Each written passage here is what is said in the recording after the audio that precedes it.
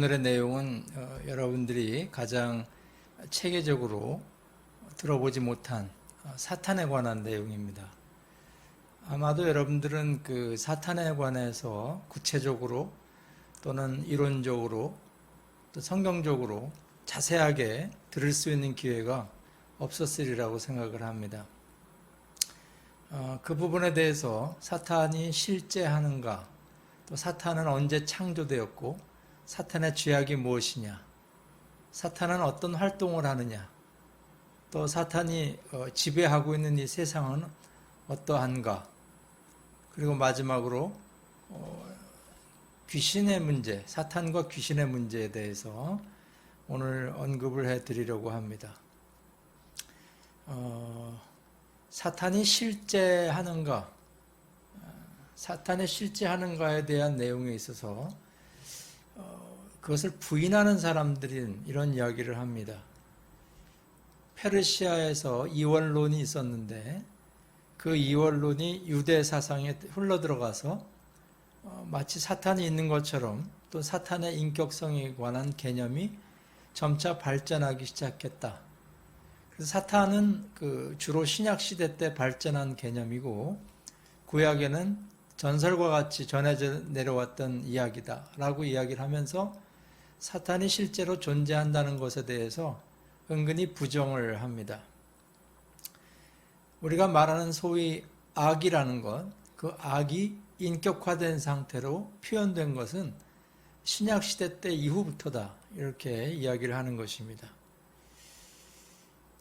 구약에 흘러내려왔던 전설과 같은 이야기들을 신약시대 때부터 그 악을 인격화함으로써 그것을 마치 인간이 지어낸 이야기처럼 그렇게 해석을 하는, 사탄의 존재를, 실제를 부인하는 그런 사람들이 굉장히 많이 있는 것입니다.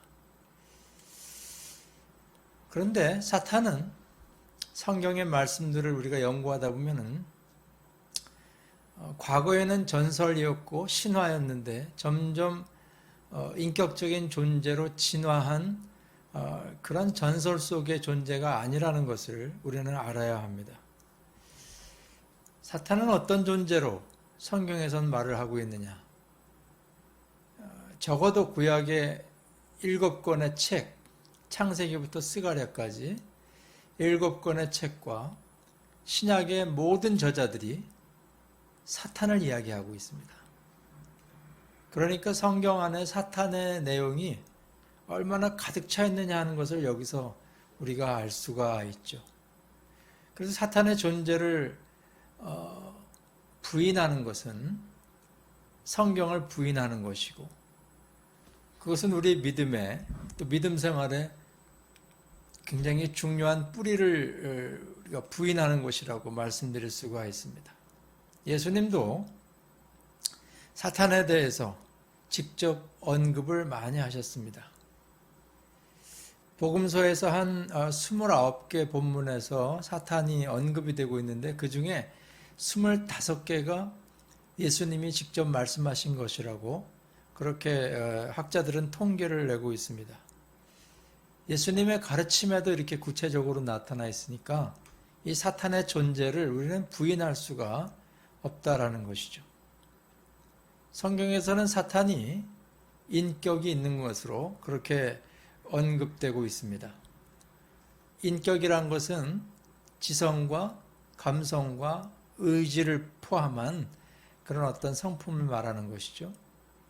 제가 여기 여러 성경 구절을 인용을 했습니다. 고린도후서부터 디모데후서까지 이 구절들 여러분들이 제가 인용을 직접 못 해드려도 다 찾아보시면 좋겠는데 사탄의 지적인 부분, 사탄의 정서적인 부분, 사탄의 의지적인 부분이 성경에서 계속 묘사가 되고 있다는 거예요. 여러분들 아시다시피 욥기 1장에서도 사탄이 하나의 인격으로 하나님과 토론하는 장면이 나오고요.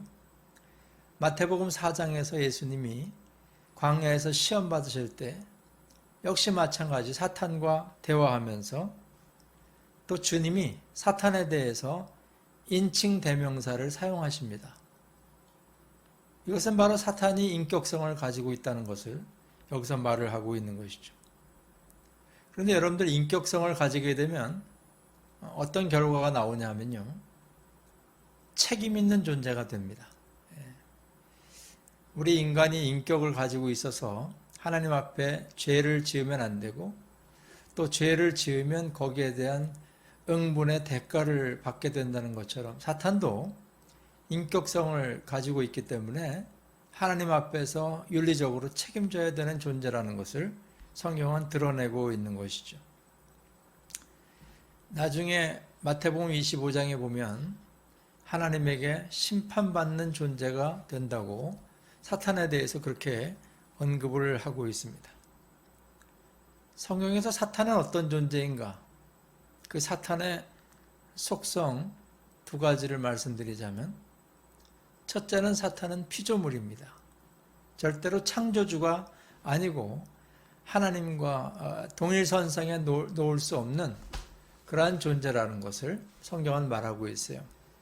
에스겔서 28장 15절 중요한 구절이죠. 네가 지음을 받던 날로부터 이렇게 표현하고 있습니다. 사탄은 피조물이기 때문에 한계를 지니고 있고 창조주로부터 심판을 면할 수가 없는 존재다 하는 것을 알아야 됩니다. 또 사탄은 영적인 존재예요. 유다서 1장 9절에 보면 사탄은 천사의 계열에 속한 존재여서 거기 천사장 미가엘이 사탄과 논쟁을 벌이는 그러한 내용에 대해서 표현을 하고 있습니다. 그러나 사탄은 굉장히 높은 위치에 천사의 지위였던 것을 보게 됩니다.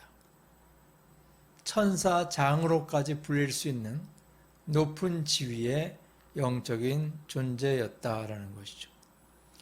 그래서 그 타락한 상황에서도 사탄은 지금도 굉장한 능력을 소유하고 있고 물론 하나님이 허락하신 범위 안에서 사탄은 그 능력을 지금 발휘하고 있어서 성경은 그를 공중의 권세 잡은 자라고 이야기를 하지 않습니까? 사탄의 이름을 보시면 영어로 이 세이턴이라는 이 말은 히브리어에서 왔습니다. 구약 성경에 약 52번 이 사탄이라는 그 히브리어가 사용이 되고 있는데 대적자 또는 반대자라는 의미입니다. 이 사탄의 뜻이 그렇습니다. 신약시대의 헬라어에서는 디아볼로스라 그래가지고 역시 마찬가지 참소하는 자의 의미를 가지고 있는 사탄의 이름이 신약시대의 또 다른 이름으로 등장을 하고요. 요한복음 17장이라든지 요한일서 5장이라든지 이 하나님의 말씀에는 악한 자라는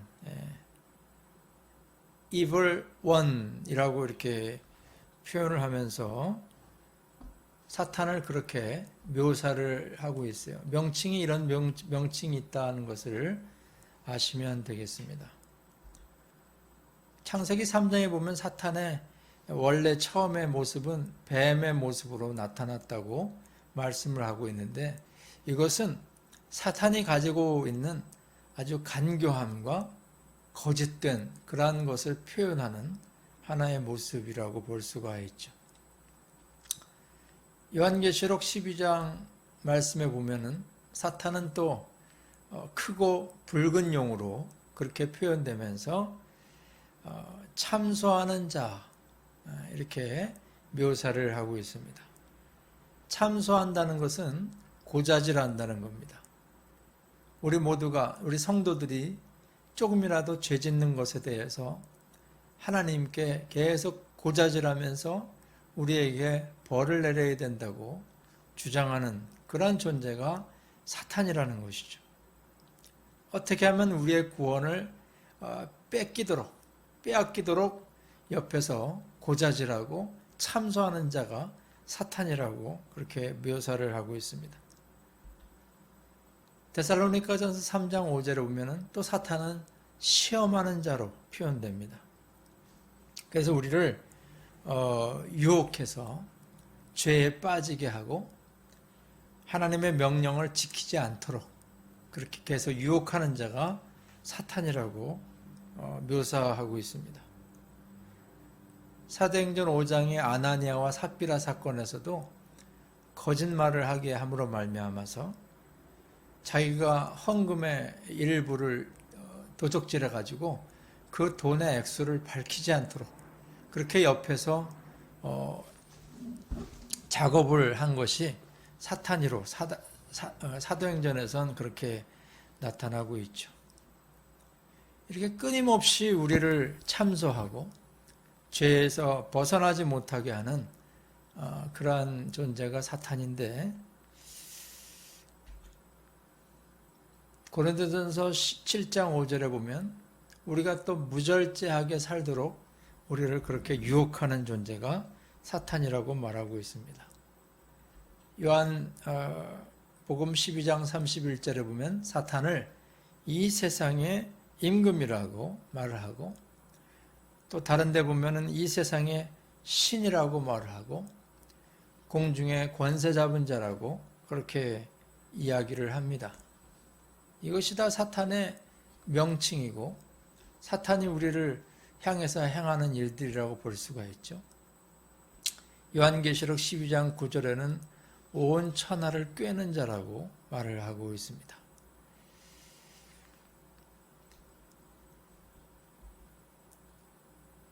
그러나 감사하게도 요한일서 4장 4절에 보면은 우리 하나님의 자녀들은 예수님께 속해 있는 자이기 때문에 이미 그 사탄을 우리가 이겼다고 그렇게 말을 하고, 예수님께서는 세상의 왕인 사탄보다 훨씬 크신 분이라고 선포하고 있습니다.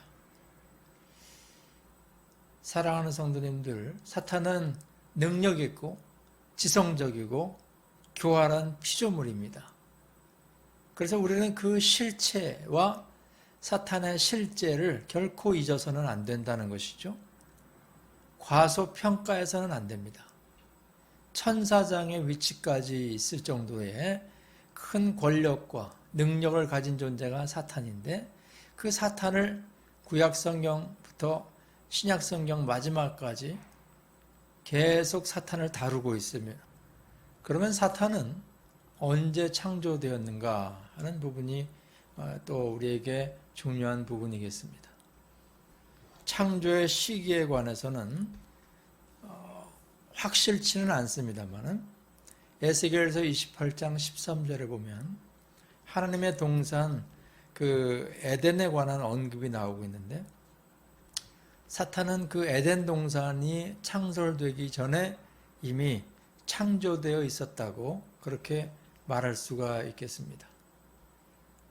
사탄이 창조될 때 에스겔서 28장 1절에서 19절, 제가 내용이 길어서 다 여러분들에게 보여드리지 못합니다만은 거기에 보면 두로라는 나라의 또 지도자에 관한 언급이 나오고 있는데, 그 두로 왕이 실제 존재하는 인물이냐라는 것에 대해서는 우리가 좀 생각을 해봐야 됩니다만은, 실은 그 두로 왕을 빗대서 성경은 말을 하고 있지만 그 두로 왕을 통해 말씀하시고자 하는 내용은 바로 이 세상 임금 사탄에 관한 내용입니다. 두로와 그 지도자에 대한 또 심판에 대한 말씀, 에스겔서 28장에 나오는데 그것이 그 사탄에 관한 내용이다, 이렇게 말할 수가 있어요. 두로 왕은 누구이냐? 제가 여기 기록을 했습니다. 이방 신화에 언급된 일종의 상징적인 존재이고, 에덴 동산에서 추방된 원시적인 존재이고, 페니키아 신화에 나타난 신화적이고 비실제적인 존재이고, 비실제적이지만은 아주 이상적인 인간을 묘사하고 있다. 또 아담과 유사한 아주 이상적인 아이디얼한 존재다. 또 결국은 두로 왕은 사탄을 상징하는 것이다. 사탄을 말하는 것이다. 더 나아가서 적그리스도까지 언급하는 것이 에스겔서에 나오는 이 두로 왕의 정체라고 말씀드릴 수가 있습니다. 그래서 에스겔서 28장을 통해 하나님은 두로 왕을 언급하시지만 결국은 사탄을 언급하시는 것이라고 말해도 과언이 아닌 것이죠.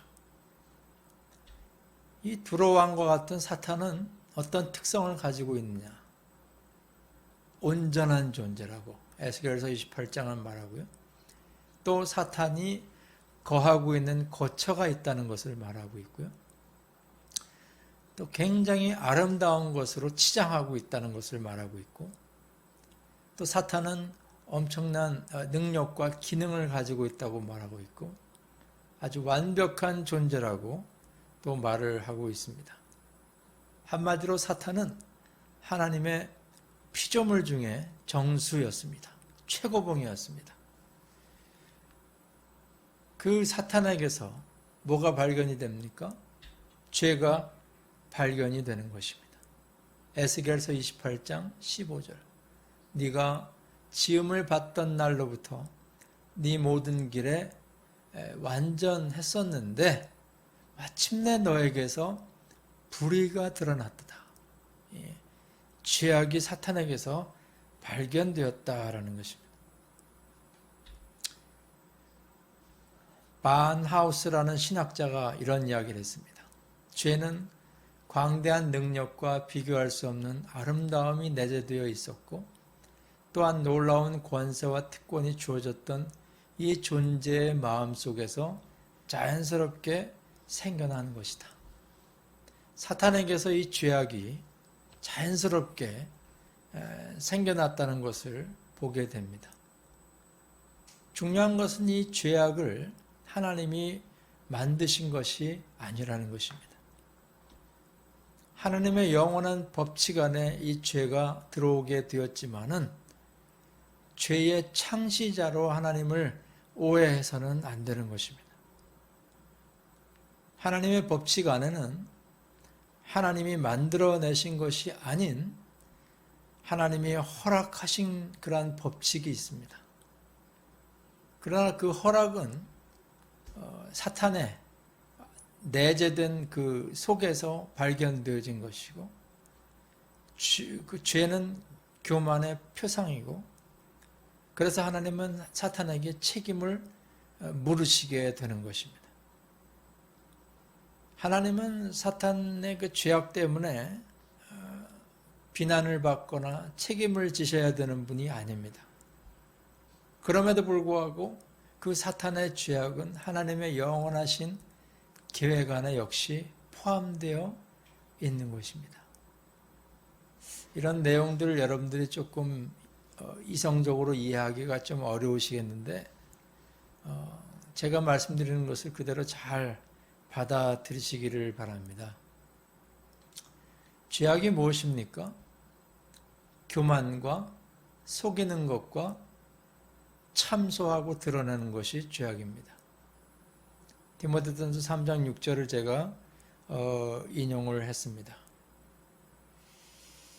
사탄은 이와 같이 우리가 가지고 있는 죄악의 그 속성의 뿌리를 가지고 있는 것을 보게 되죠. 그래서 그 사탄이 지금도 우리에게 영향을 미치고 있는 것입니다.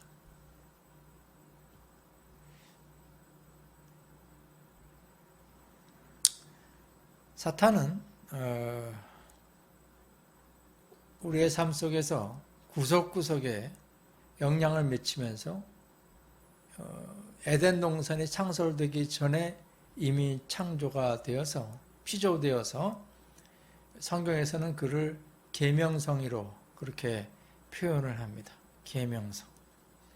또 이사야서 14장 12절뿐만 아니라 13절 14절에 보면 그 사탄이 얼마나 교만한 모습으로 죄악의 뿌리가 되었는가를 우리에게 말씀해 주고 있는데, 이 13절 14절을 읽어보시면 내가 뭐뭐 하리라, I will 이라는 표현이 나오는데, 이게 사탄의 가장 중요한 속성입니다.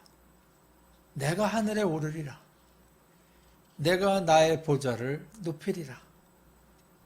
내가 북극 지폐의 산 위에 좌정하리라. 내가 가장 높은 구름에 오르리라. 내가 지극히 높은 자와 비기리라. 이게 사탄의 속성입니다. 그 자기가 가지고 있는 천사장과 같은 놀라운 특권과 지위와 지성과 위치를 이용해 가지고 하나님의 자리에까지 올라가는 교만과 기만의 그러한 성품을 나타내는 것이 사탄의 죄악의 특징이라는 것이죠. 에베소서 2장 2절을 보면은 그 죄악이 모든 세상에 지금 영향을 미치고 있다고 말씀을 하고 있습니다. 공중의 권세 잡은 자를 너희가 지금 따르고 있다고 그렇게 말씀을 합니다. 이 죄악은 아주 심각한 것이고요. 우리가 그 영향을 지금도 받고 있습니다. 사탄은 지금 어떤 활동을 하고 있느냐? 광명의 천사로 나타나서 오늘도 우리에게 영향을 미치면서 여러 상황에서 변장하고 사람과 사건에 따라 전략을 바꾸어서 나타나는데, 첫 번째는 예수님과 관련해서 사탄은 이런 활동을 했었습니다. 창세기 3장 15절에 고대에 이미 예언하셨던 것처럼 예수 그리스도와 원수가 되어서 예수님을 십자가에 못 박는 그러한 일을 하게 될 것이라고 그렇게 말씀을 하고 있죠. 그리고 이 예수님에게서 나타난 이 사탄의 활동이 더 확장이 돼가지고 마태복음 2장에 보면 예수님이 아예 이 땅에 탄생하지 못하도록 그렇게 뒤에서 조정한 것이 사탄이라고, 초대교회 시대 때 유아 살해 사건을 조정한 것을 우리는 알 수가 있고요. 베드로가 예수님이 십자가를 지지 못하도록 방해할 때 예수님이 말씀하셨죠.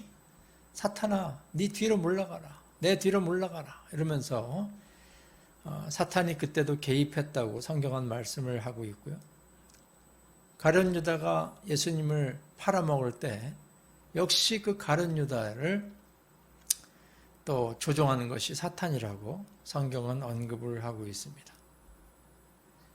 사탄은 예수님을 독립적인 존재요, 무절제한 존재요, 우상 숭배하는 존재가 되도록 광야에서 금식하실 때 예수님을 유혹한 것을 보게 됩니다. 제가 인용한 마태복음 4장 이 본문 말씀을 잘 묵상해 보시기 바랍니다. 사탄이 예수님에게 얼마나 이렇게 교묘하게 활동을 하면서 유혹을 했는지 잘 알 수가 있습니다. 이런 여러 유혹들을 예수님에게 함으로 말미암아 사탄은 가능하면 하나님에게서 멀어지게 하는 것이죠.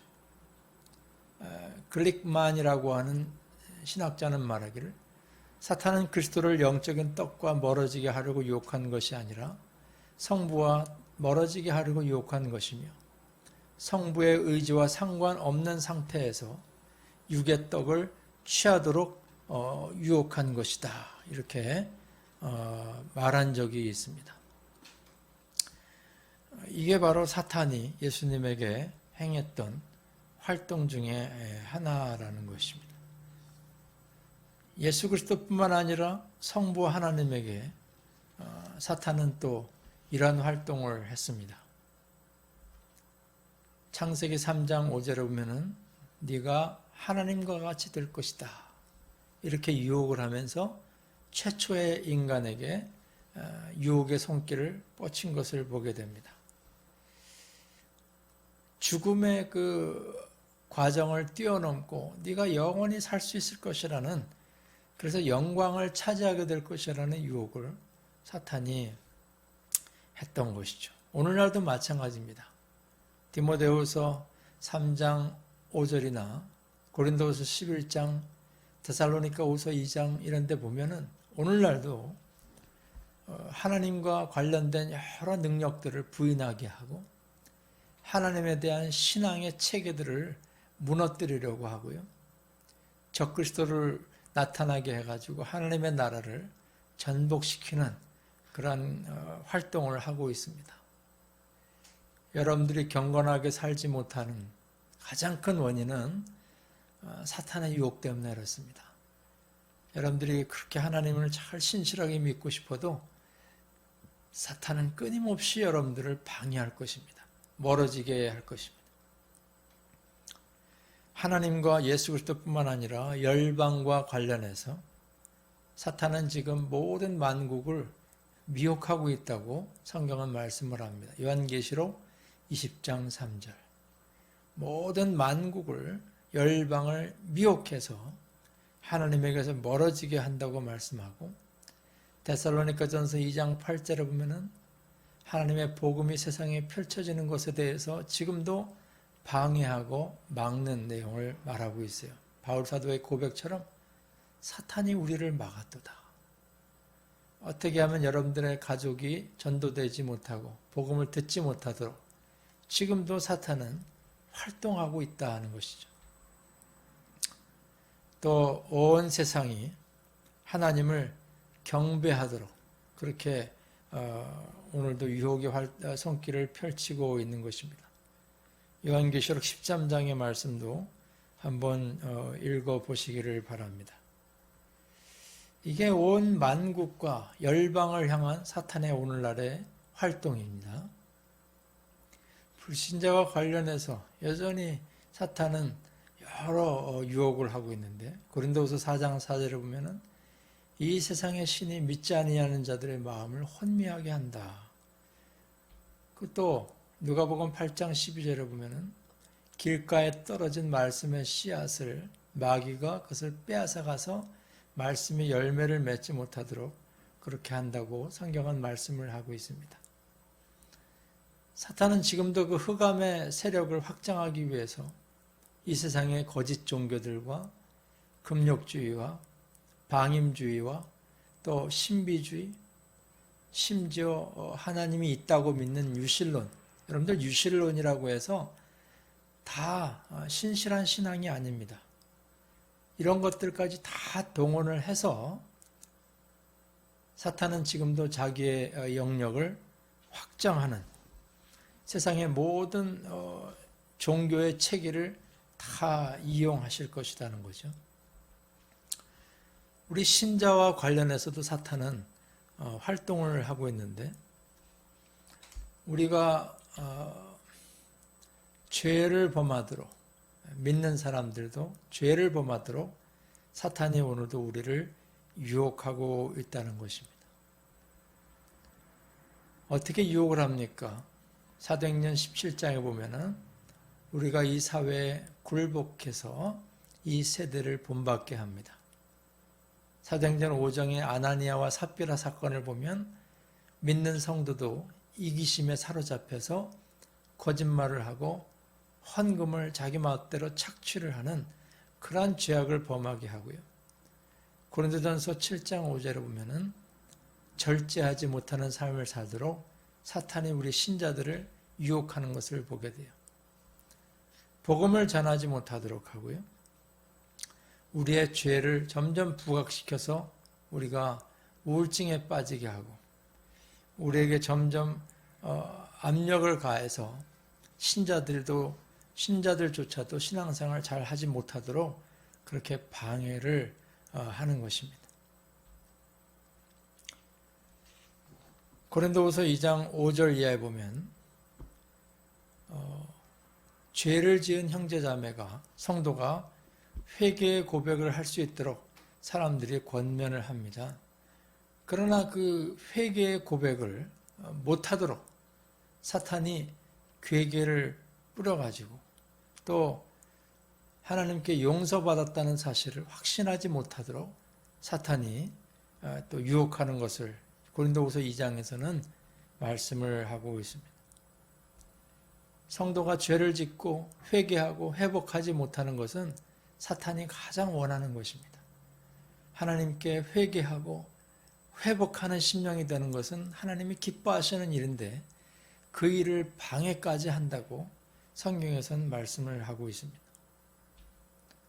디모데전서 5장 14절 이하에 보면은 젊은 나이에 과부가 된 여자들에 관련한 이야기가 나오는데 그들조차도 사탄을 따라가지 못하도록 기회를 사탄에게 주지 말도록 유혹에 빠지지 말라고까지 권면을 하고 있습니다. 이와 같이 사탄은 계속해서 예수님과 하나님과 불신자들과 또 심지어 믿는 성도들에게까지 활동하면서 하나님에게서 멀어지도록 그렇게 오늘도 극심한 활동을 하고 있다는 것을 우리는 알아야 되는 것이죠.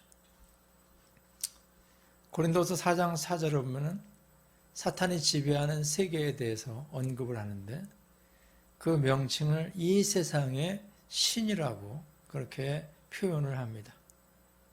이 코스모스의 이 우주의 임금이다. 코스모스라는 말은 신약의 185회 나오는 표현인데 요한서신에만 요한이 쓴 책에만 105번 나온다고 합니다. 이 코스모스라는 말은요, 무질서함의 반대말입니다. 제가 여기 어떤 책에서 봤더니 우리가 말하는 거 화장이라는 영어 단어의 어근이라고 그래요. 이 코스모스가. 여러분들 치장하고 화장하는 것은 질서를 갖추는 것입니다. 그러나 반대로 이 사탄은 그 질서의 여러 부분을 깨트려서 혼돈하게 만드는 것. 근데 그 혼돈하게 만드는 것의 왕이 바로 사탄이라는 것이죠. 우주가 조화로운 질서를 갖도록 하나님이 창조하셨는데 그렇게 아름답게 화장하게 하셨는데 그것을 깨트리는 존재가 사탄이다. 그래서 이 세상의 신으로 등장하고 있다는 것이죠.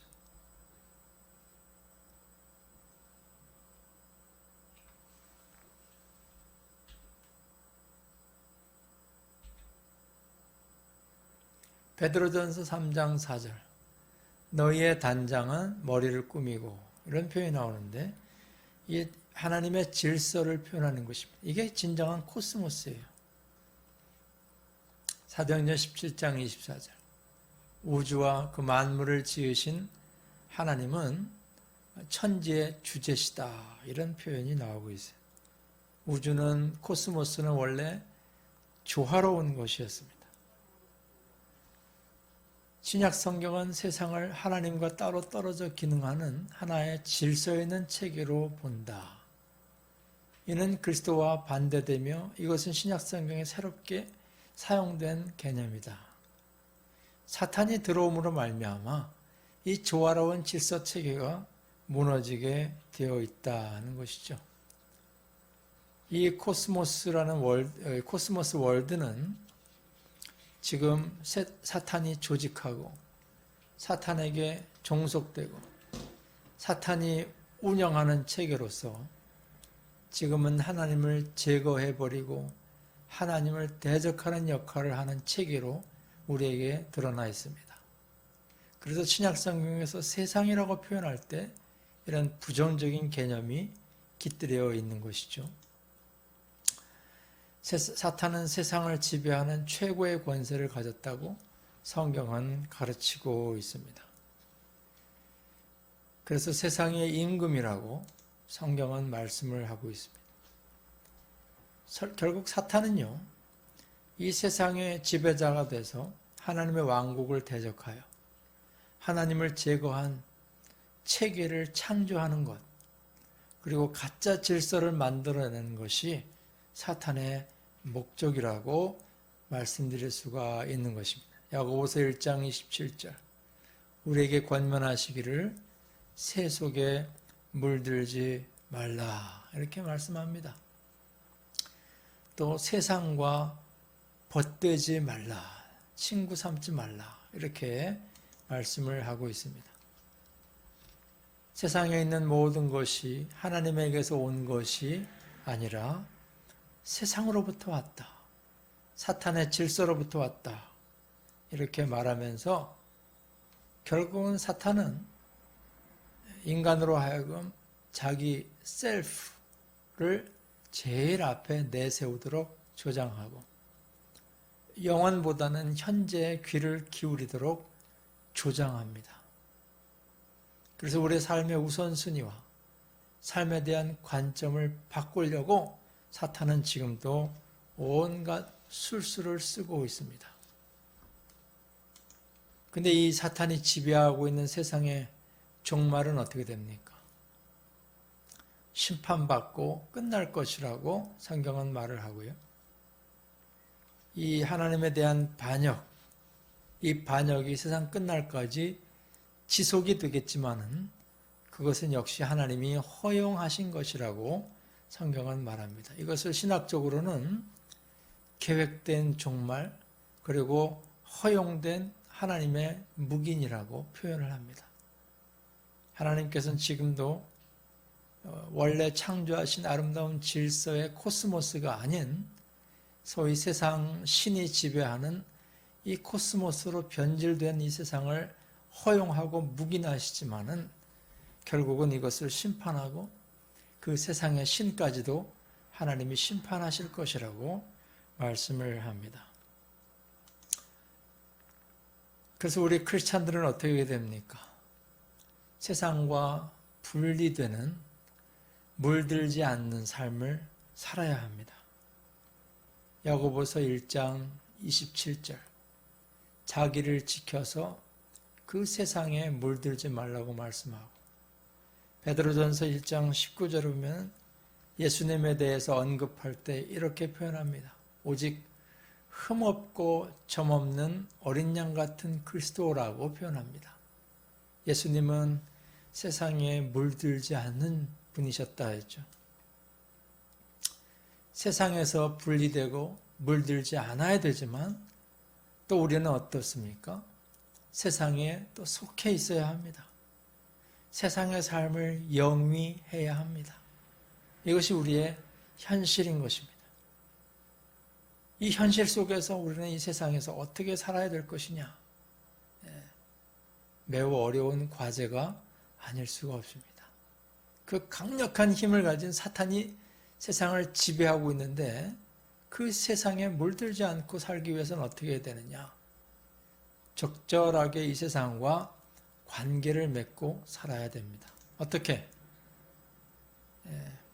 고린도전서 7장 31절 말씀처럼 세상의 것을 남용하지 않도록 이 세상의 것이 지나간다는 생각을 가지고 남용하지 않도록 해야 되고요.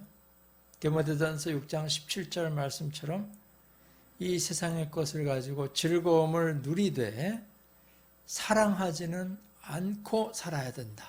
이것이 이 세상에서 살아가는 우리의 삶의 모습이어야 합니다. 자, 요한일서 5장 4절 이하의 말씀. 무릇 하나님께로부터 난 자마다 세상을 이기느니라. 세상을 이기는 승리는 이것이니 우리의 믿음이니라. 예수께서 하나님의 아들이심을 믿는 자가 아니면 세상을 이기는 자가 누구냐? 이렇게 말씀을 하고 있습니다. 사탄은 이와 같은 존재, 이렇게 피조물로서 가장 높은 지위에 있고 권세를 가지고 능력을 가진 사탄이기에 세상을 장악하고 있습니다.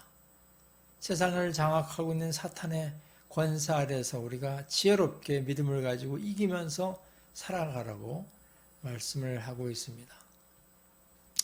시간이 많이 갔지만 귀신에 관한 말씀을 잠깐 짚고 넘어가겠습니다. 성경에서 사탄은 마귀라고 불리기도 하고 또 사단이라고 표현하는데 다 단수로 묘사가 됩니다만은 이 귀신이 있습니다. 귀신. 다이몬이라고 하는 이 귀신은 단수로도 사용되고 복수로도 사용이 됩니다. 이 귀신은 악한 영이라고 묘사가 되면서 사탄하고는 약간 좀 다른 성격으로 우리가 이해를 해야 됩니다. 귀신은 뭐냐? 타락한 천사들이고요. 사탄이 우두머리가 돼서 조직과 계급을 가진 악한 영들을 총칭해서 귀신이라고 우리는 그렇게 이해해야 합니다. 사탄이 우두머리가 돼서 세상을 지배하지만은 사탄이 부리는 그런 악한 영들이 있는데 그 영들이 인간에게 들어가기도 하고 인간에게 영향을 미치기도 한다라는 것이죠. 우리 한국에서, 동양에서 또는 세상에서 말하고 있는 귀신을 죽은 사람의 혼이다 이렇게 이야기를 하는데 그것은 오해입니다. 성경에서 말하는 귀신은 죽은 사람의 혼이 아니라 사탄의 영적인 집단입니다. 사탄이 부리고 있는 악한 영의 세계. 귀신은 천사도 아니고 창세기에서 말하는 여인의 후손도 아니라 이런 것을 신학적으로 우리는 정리할 필요가 있습니다. 귀신이 들렸다라고 해서 죽은 사람의 혼이 들어갔다. 이것을 성경은 말하고 있지 않다라는 것이죠. 이 귀신은 사탄처럼 영적인 존재이고 지성을 가지고 있어서 야고보서 말씀처럼 예수님이 그리스도인 것을 마귀도 사탄도 마귀도 믿고 떠느니라 그러지 않았습니까? 그것처럼 사탄은 그러한 지적인 존재이고요. 또 부도덕한 존재라는 것을 우리는 알 수가 있습니다. 사탄은 이와 같이 영적인 것들을 부리면서 이 세상을 지배하고 있는데 그 악한 영의 그 질서 체계 속에 귀신이 있어서 많은 사람들을 지금도 힘들게 하고 영적으로 나락에 떨어지게 만드는 것이죠. 오늘 좀 긴 시간 제가 사탄에 관한 내용을 말씀드렸는데 성경에 관한 내용을 다 말씀드리자니 시간이 너무 부족합니다만은 체계적으로 이 사탄에 관한 내용을 한번 정리를 해 보시기 바라요. 사탄은 신화적이고 전설적인 존재가 아니라 실제 하는 것이다. 그리고 사탄은 피조물이고 사탄의 근본 그 내면에 죄악의 뿌리가 있다는 것을 기억하시고 또 사탄은 지금 전 세계적으로 이 세상의 신이 되어서 하나님과 예수 그리스도와 또 믿는 신자들을 향해서 활동하고 있다는 것을 기억하시고 사탄이 지배하고 있는 이곳이 바로 세상이다 하는 것을 기억하시기를 바랍니다. 이것이 바로 우리가 이해하는 사탄에 관한 내용인 것이죠. 오늘 이 사탄에 관한 신학적인 내용들과 성경의 구절들을 잘 정리하셔서 여러분들이 이 영적인 대적을 물리치고 잘 이 세상을 힘있게 살아갈 수 있도록 준비하시는 여러분들 다 되시기를 바랍니다. 다음 시간에 또 뵙겠습니다. 감사합니다.